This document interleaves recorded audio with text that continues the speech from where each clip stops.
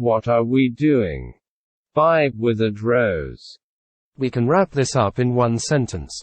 I am starting a new post before I go grocery shopping, and you are reading this. Easy enough. That was snarky and not very funny, I know.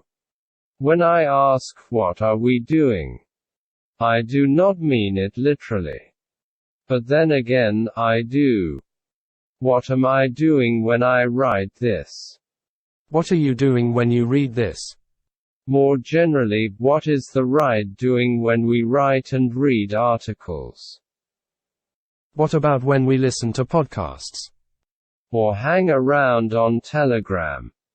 What I am questioning is, why does the right do what it does? By the right, I mean anyone to the right of the Republican Party.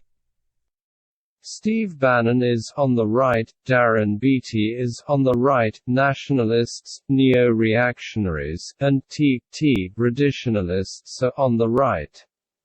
For the most part, this loose coalition spends the majority of its time online. Even if there is in-person action, as in the case of Bannon or nationalist activists. Side note, I refuse to say IRL, writing pamphlets is IRL, or else we slander Thomas Carlyle, and the Internet is the 21st century equivalent of the pamphlet. Okay, why? Why do people like me have a Substack, or send in articles for the American Sun? Furthermore, why do you, and people like you, read my ramblings, or the writings of people much better than me? There are two, broadly speaking, answers to these questions. One is hobbyism, one is influence. Explaining the right's Internet activities via hobbyism posits the following: everyone has a hobby, everyone has a niche interest, and there is a peculiar segment of the population that finds joy in reading, and writing, about the ideas of even more peculiar people, people like Thomas Carlyle, Julius Evola, John C. Calhoun, and Hilaire Belloc. It is fun to discuss authors not typically taught in school or university, and it is even more fun to offer critiques and improvements on these authors. Another explanation is that we are trying to influence the world, or at least local politics. If we are speaking mere hobbyism, then read no further. If we are speaking influence, then we need to figure out what we mean by this. After all, it is not immediately apparent who we are trying to influence. Who am I trying to influence? Who is Ryan Landry trying to influence? What about academic agent? Mike Enoch. I cannot answer for anyone other than myself, and in doing so I hope to offer a justification for what might be described as self-indulgent scribbling. When we speak of the right, we are referring to, no matter how it is described, a faction of the population that seeks to move the political discourse to the right of liberalism. There are alternatives to hyper-inclusive mass democracy, human rights-based ethics, and a belief in equality.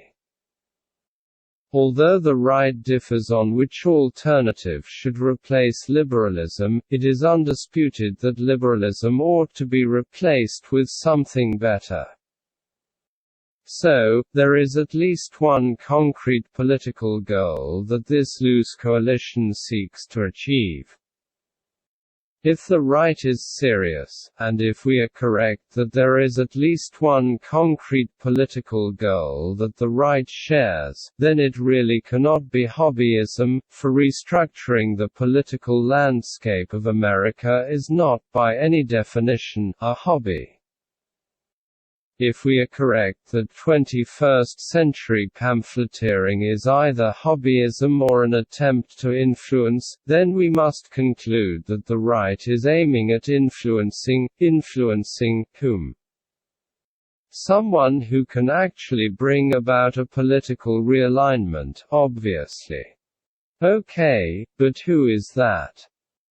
As said here and here, someone who can achieve, or help achieve, the political goal of the right will be connected to a PAC, a 501c3, or a 501c4.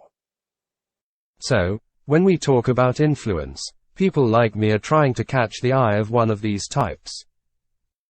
When I write about the need for a providence-centered right, or spigot-pointing, I am writing for, at the end of the day, someone who will give me money or, and this is the significantly better option, for someone who has the capacity to translate these ideas into a successful electoral campaign. I do appreciate, and I truly mean this, all of you that read Scattered Roses who were not in charge of a PAC or a 501c, but, if I am completely honest, I am writing for the handful of subscribers that I know, or have a hunch, has real political sway. Please do not misunderstand me, it feels really good that a number of people like my work, and each new subscriber I get makes me work that much harder to make something enjoyable for you. However, unless I am reaching people of influence, what I am doing is mere hobbyism. There. We just saw the magic word, influence. Who am I, and the rest of the right, trying to influence? Those who have political influence. Those who have political influence. While there are some who believe that their writings and podcasts will lead to a mass movement, this is not a live possibility. Let us think in terms of markets. What is the market for political theory? Philosophy. Any media that takes longer than 15 minutes to consume. Already a small one. Okay, what portion of those markets fit within the smaller market that is geared towards a specific political leaning, no matter the leaning? Even smaller.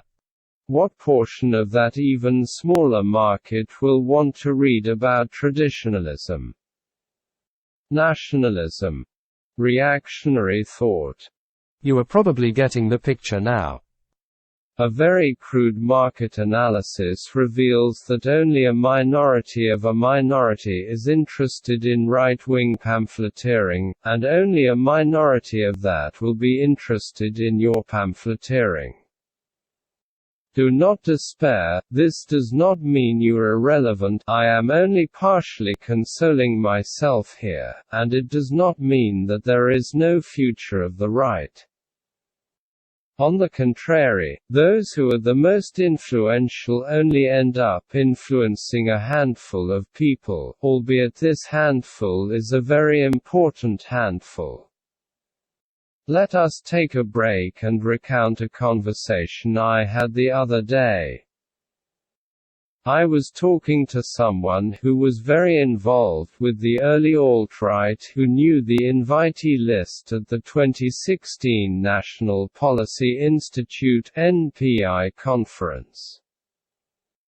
Prior to 2016, NPI had held yearly conferences that brought together the likes of Peter Brimelow, Alain de Benoist, Guillaume Fay and Jared Tallier. What started as a small social gathering turned into an intellectual vanguard that gave credibility to a much larger cultural phenomenon. Culminating in 2016, with the election of Donald Trump, representatives from very high-profile PACs, 50C3s and 501c4s were invited to NPI 2016 and the after-party, both as a courtesy. Yes, because it was already established that these well-funded, high-profile organizations were going to fund the alt-right and cement it as a political force. After the infamous Hailgate, in which Richard Spencer echoed a Nazi rally and threw up a Roman salute, the donors' seats were empty, they left, dropped the alt-right, and never came back. This story is well known at this point, and I have been told this story from people that were at NPI 2016 a number of times, but it never ceases to amaze me that the right was that close to institutional power. I do not recount this to dunk on Old Dickie, but to illustrate what 21st century pamphleteering can lead to. Up until 2016, the folks at NPI, and those in its orbit, were simply folks like me, albeit with much more clout, but in the lead-up to the election of Donald Trump, they became the reading, listening, and watching material for the big fish. Brimlow A. All did not write articles or give speeches as a hobby, no, they did it because they knew, eventually, they could influence those who have political influence. This is the goal of all 21st century pamphleteers. This is what we are doing.